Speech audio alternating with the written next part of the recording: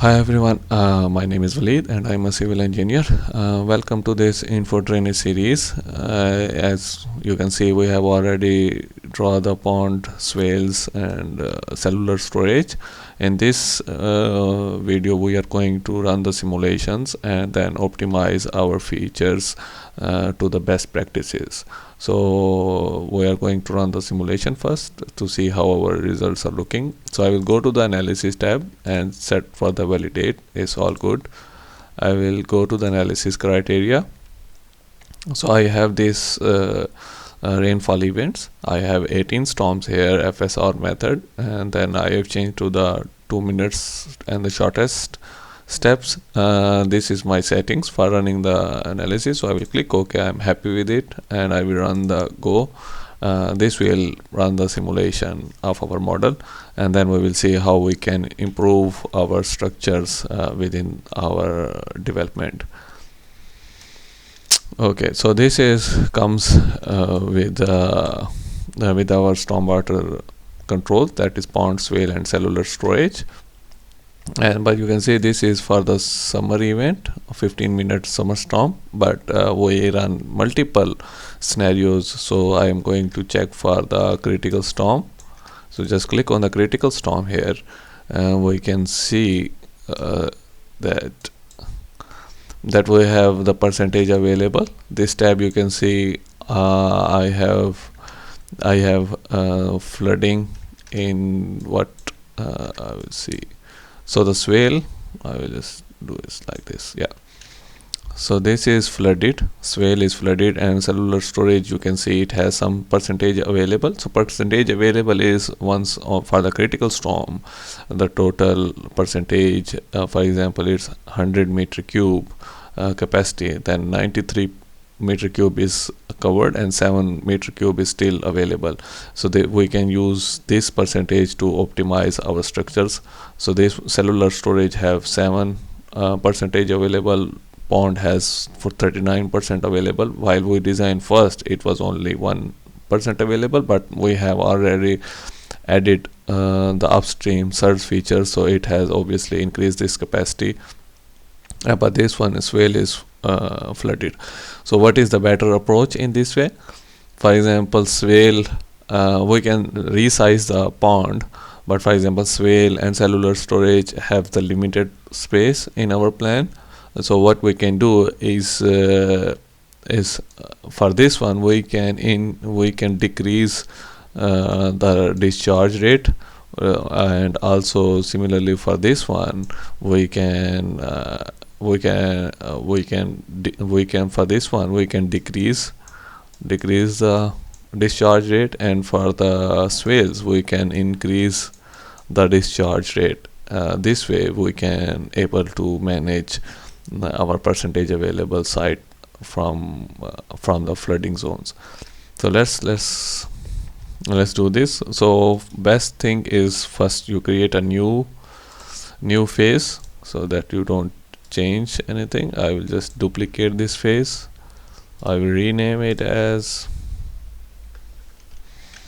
optimized phase, optimize design, and then turn off and then stop this one. So I will start from the cellular storage. So you will just double click on the cellular storage and go to the outlets, and we are just going to change our outlet to, this is currently at 9 liters per second, so we can say like 7.0. this will decrease the diameter, but in practice you have to go back and forth in order to achieve the best result. So I have just put 7 in this case. So we will just click OK.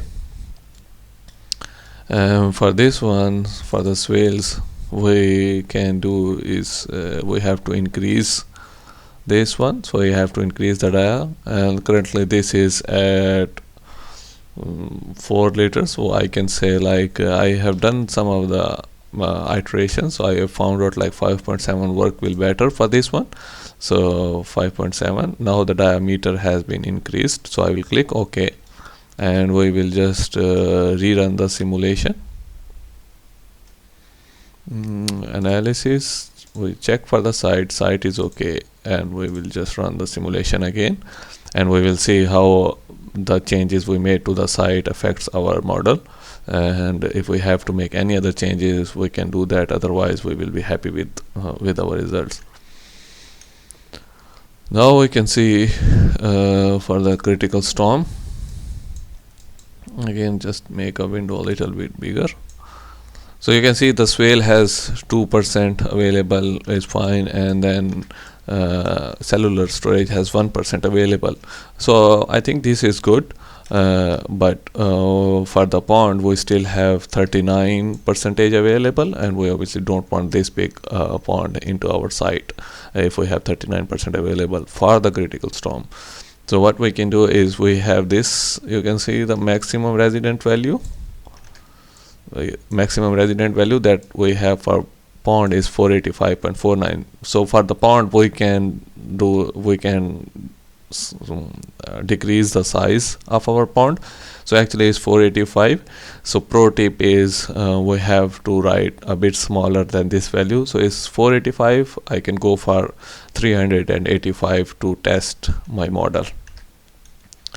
So we will just go to the pond and go to our sizing calculator. Then 795, we can change it to 385. So you can see how big the jump is from 7 to 385, and you can see the volume here as well. So I will just click apply, and sometimes we resize the ponds, our connections are lost, but we didn't resize any of these. But resizing the pond, sometimes the inlet and outlets are lost. So best thing is to draw the flow path. So I will add a flow path from this to this, and then right click, and you can go is show profile. This you can see that we have already the SWALE is attached, and we have proper pond is attached with this one, so the connections are proper.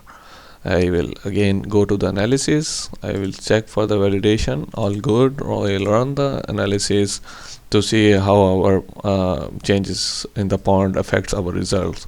So if it's proper, so then I think that should be okay for our model.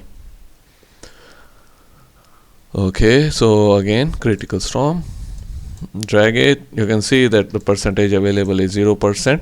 As you know that for the maximum resident volume is 384.365, and we have set for 385 meter cube, so we still have some volume available. So I would say this is good. If you want to increase a little bit, like change it to 387 or 390, that's also perfectly fine.